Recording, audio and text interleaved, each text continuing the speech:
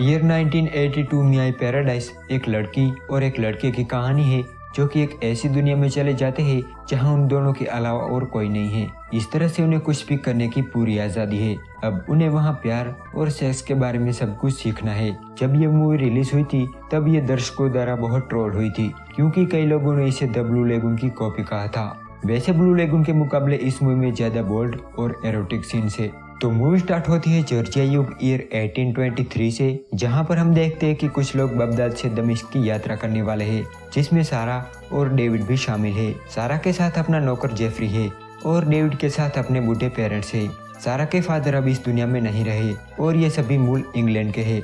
तभी एक सफेद गुलाम जिसे द जैकाल के नाम से जाना जाता है वो अचानक सारा को देखता है और उसे बात करने लगता है। सारा की खूबसूरती देख के वो उसे अपने हरम में शामिल करना चाहता है, पर तभी एक आदमी आता है और वो जैकाल से कहता है कि उन्हें अकेला छोड़ दो, वो मेरे प्रोटेक्शन में है। दरअसल वो आदमी सारा के फादर का दोस्त था। जैकाल उसे कुछ पैसे भी देता है पर वो फेंक देता है। बाद में सारा पूछती है कि वो तुम्हें पैसे क्यों दे रहा था। तब वो आदमी कहता है कि वो तुम्हें पाना चाहता है, तुम किसी पर भरोसा मत करना और अपना ख्याल रखना। दूसरी तरफ जैकाल लड़कियों की बोली लगा रहा है और सबके सामने वो लड़कियों के कपड़े उतरवा रहा है। ये देख के डेविड उस लड़की की मदद करने के लिए जाता है पर जैकाल उसे मुक्का मार के नीचे गिरा देता है। डेविड और उनके पेरेंट्स भी दमिश्क की यात्रा करना चाहते हैं, इसीलिए वो भी साथ आने के लिए उस आदमी से बात करते हैं और यहीं सारा और डेविड पहली बार मिलते हैं। अब वो लोग दमिश्क के लिए निकल पड़ते हैं पर जैकाल उन्हें देख रहा था क्योंकि उसे सारा बहुत पसंद आ गई थी। पूरा दिन चलने के बाद वो लोग एक नखलिस्तान में रात गुजारते हैं।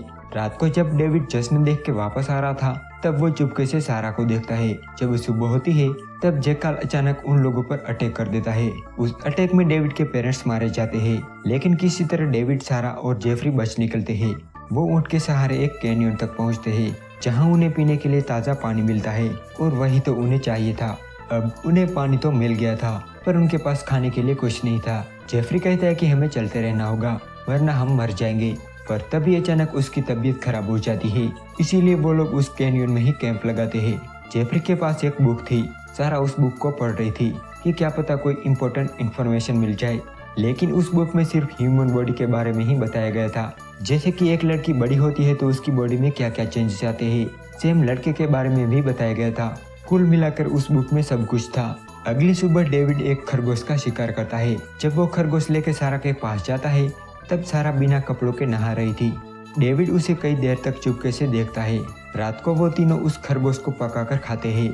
बहुत टाइम बाद उन्हें खाने के लिए कुछ मिला था और ये डेजर्ट है, यहाँ कुछ भी मिलना इतना आसान नहीं है।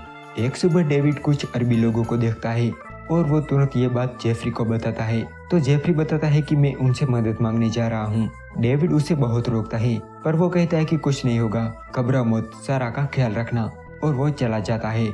बहुत देर तक वेट करने के बाद भी जब जेफरी वापस नहीं आता तब डेविड उसे देखने के लिए कैंप पर जाता है, जहाँ वो कैंप में से तीर कमान चुरा लेता है। पर जब वो वापस आ रहा था तब वो अचानक जेफरी की बॉडी से टकराता है। उन लोगों ने जेफरी को मार दिया था और ये जैकाल और उसके आदमियों का ही काम था। डेविड भाग के वापस आता है और सारा को बताता है कि जेफरी मर चुका है और हमें यहाँ से निकलना होगा। तो वो लोग अपना सामान लेकर ऊंट पर सवार होकर निकल पड़ते हैं। चलते चलते वो लोग काफी दूर आ गए थे और एक टाइम बाद उनका ऊंट भी रुक जाता है, शायद अब वो भी थक चुका था। डेविड नीचे उतरकर रेत के टीले पर चढ़ के आसपास कुछ देखने के लिए जाता है, पर तभी ऊंट चल देता है। अब सारा को उसे रोकना नहीं आता, इसीलिए वो डेविड को आवाज लगाती है। जब वो उसके पीछे जाता है तो उसे समुद्र दिखाई देता है। ये देख के वो बहुत खुश हो जाता है और भाग के समुद्र की ओर जाता है, जहाँ उसे उनका ऊंट दिख जाता है, पर उसे सारा कहीं दिखाई नहीं दे रही थी। जब वो थोड़ा आगे जाता है तो सारा एक पानी के झरने के पास बैठी थी। पानी को देख के वो दोनों खुश हो जाते हैं और स्विमिंग करने लगते हैं। अब उन्हें पीने के लिए ताज़ा पानी मिल गया था और समुद्र करीब था, इसलिए उन्हें खाने के लिए भी कुछ मिल जाएगा। इसीलिए वो दोनों यहीं रहने का फैसला करते हैं और वहीं एक टेंट बनाकर रहने लगे। एक दिन वो दोनों अपने टेंट पर एक चिंपांजी को देखते हैं और उसे अपना दोस्त बना लेते हैं। डेविड को तीर चलाना नहीं आता, इसीलिए वो तीर चलाना सीख रहा है। दूसरी तरफ सारा अपनी बॉडी में आए चेंजेस को नोटिस करती है, इसीलिए वो एक सुबह डेविड से पूछती है कि मुझे ये बताओ, मेरी बॉडी में तुम्हें कुछ बड़ा नजर आ रहा है? डेविड कहता है कि तुम ये क्या कह रही हो, मुझे कुछ समझ नहीं आ रहा। तो सारा कहती है कि तुम अंधे हो गए हो। ये कहकर वो चली जाती है। अब उनका इस बीच पर ऐसे ही वक्त बीत रहा था। उन्हें नहीं पता था कि वो कब घर जाएंगी। उन्हें तो यह भी नहीं पता था कि उन्हें किस तरफ जाना है।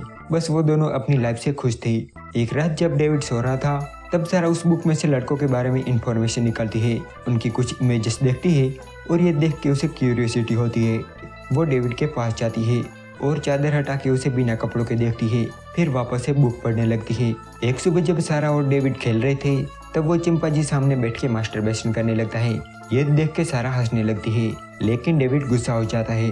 वो उस चिंपांजी को वहाँ से भगा देता है और सारा से कहता है कि तुम हंस क्यों रही हो, ये हंसने वाली बात नहीं है। सारा कहती है कि मुझे पता है तुम भी ऐसा करते हो। डेविड कहता है कि ये सच नहीं है। सारा कहती है कि मैं शर्त लगाती हूँ ये सच है, किताब में लिखा है कि सभी लड़के ऐसा करते हैं। पर डेविड ये मानने को तैयार ही नहीं था। सारा कहती है कि कोई बात नहीं, ये नेचुरल है। यहाँ जयकाल और उसके आदमी अभी भी उन दोनों को ढूंढ रहे थे, तो वही डेविड भी तीर चलाना सीख रहा था और ऐसे ही जयकाल उन्हें ढूंढते ढूंढते उन तक पहुँच जाता है। डेविड उसे पहले से ही देख लेता है, इसीलिए वो तुरंत सारा के पास जाता है और सारा को बताता है कि अपना सामान पैक करो, हमें यहाँ से निकलना है। पर सारा यहाँ से जाने को तैयार नहीं थी। तभी उनका ऊँट भी भाग जाता है। डेविड उसके पीछे जाता है पर वो उसे कहीं नहीं मिलता और डेविड वापस आ जाता है। अब वो पैदल तो भाग नहीं सकते थे, इसीलिए छुप जाते हैं। जयकाल और उसके आदमी उन्हें ढूंढने लगते हैं। वो उनके टेंट को तबाह कर देते हैं और उसे जला देते हैं। पर जयकाल को ये तो पता चल गया था कि सारा और डेविड आसपास ही है। अब उसके बाद जयकाल चला जाता है, पर उनके टेंट को उसने तबाह कर दिया था, जिससे सारा रोने लगती है। डेविड उसे कहता है कि मैं वादा करता हूँ मैं तुम्हारा पूरा ख्याल रखूंगा। एक दिन डेविड देखता है कि उनका ऊँट वापस आ रहा है। एक दिन जब सारा और डेविड दोनों एक साथ खेल रहे थे तब डेविड सारा को एक किस करता है, लेकिन सारा उस पर गुस्सा हो जाती है। वो कहते हैं कि ये तुम क्या कर रहे हो, मैं अभी रेडी नहीं हूँ। तो डेविड गुस्सा होकर कहता है कि तुम कभी रेडी नहीं होगी। ये कहकर वो वहाँ से चला जाता है। सारा उसे मनाने के लिए उसके पीछे जाती है, लेकिन डेविड गुस्से में वो बुक फाड़ देता है। सारा कहती है कि वो बुक मुझे दे दो, पर डेविड वो बुक उसे देने के बजाय समंदर में फेंक देता है और उसके बाद समंदर में मछली पकड़ने चला जाता है। जब वो वापस आता है तो सारा वहाँ नहीं होती और वो समझ जाता है कि पक्का उसे जयकाल उठाकर ले गया है। यहाँ जयकाल सारा को नए कपड़े पहनने को कहता है, फिर कहता है कि उसके बाद तुम मेरे पास आओगी। यह कहकर वो सारा को दूसरी औरतें और एक आदमी की निगरानी पर छोड़ जाता है और खुद डेविड को ढूंढने चला जाता है। इस मौके का फायदा उठाकर डेविड कपड़े चेंज करके सारा के पास जाता है। वो मौका देखकर उसे लेकर वहां से भागने वाला था, पर एक बिच्छू उसे काट लेता है और उसकी चीख निकल जाती है। इस वजह से सबको पता चल जाता है, लेकिन फिर भी वो उसे लेकर ऊँट पर सवार होकर भाग जाता है। काफी देर चलने के बाद वो लोग एक जगह पे रुकते हैं, पर अब डेविड की हालत खराब होने लगी थी। उसे बिच्छू ने काटा था, इसीलिए उसे बहुत दर्द हो रहा था। सारा कहती है कि काश वो भूख होती तो मैं कुछ कर पाती। सुबह होती है और सारा डेविड को लेकर निकल पड़ती है।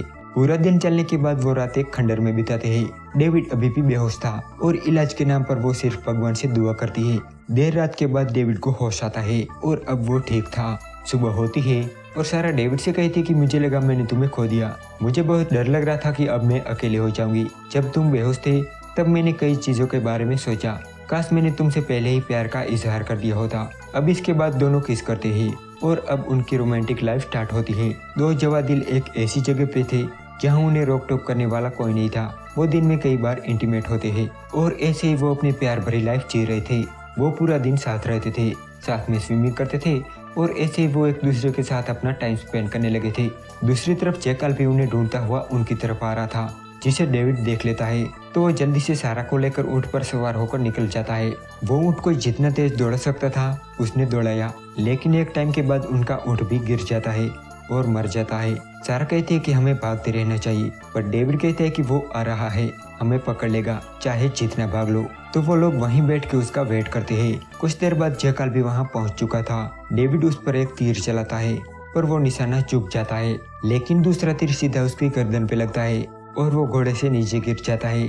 डेविड उसके पास जाके देखता है तो वो मर चुका था। यही वो आदमी था जिसकी वजह से वो अब तक भाग रहे थे, लेकिन अब उन्हें किसी चीज का डर नहीं था। चलते चलते वो दमिश्क शहर के पास पहुंचते हैं, जहां सारा को पता चलता है कि वो प्रेग्नेंट है। अब वो बस्ती तक पहुंच गए थे, इसीलिए वो सुरक्षित थे और यहाँ ये मूवी एंड हो जाती है। वेल, आपको ये मूवी कैसी लगी कमेंट में बताना मत भूलना। अगर आपको ये वीडियो पसंद आया हो तो प्लीज इसे एक लाइक जरूर कर देना और ऐसे वीडियोस देखने के लिए इस चैनल को सब्सक्राइब करके बेल आइकन जरूर प्रेस कर देना।